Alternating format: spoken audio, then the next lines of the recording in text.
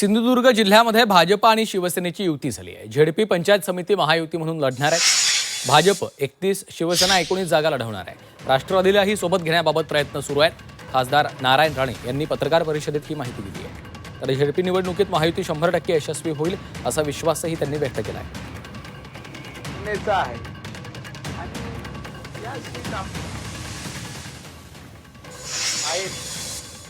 जे निवडून मागच्या निवडून आलेले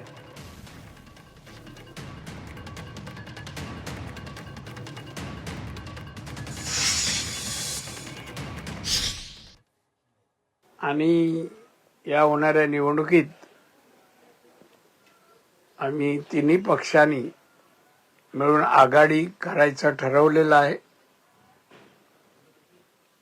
आणि त्याप्रमाणे जे वाटप झालंय केलंय ती आकडेवारी आपल्या समोर मी ठेवतो। आमच्या या वाटपामध्ये कोणाचे गैरसमज ते कुठलंही भांडण तंटा झालेला नाही। सर्व एकमताने सर्व ठरलेलं आहे। तर ठीक आहे ना, शिवसेना भाजप युती आहे त्याला चांगला आहे।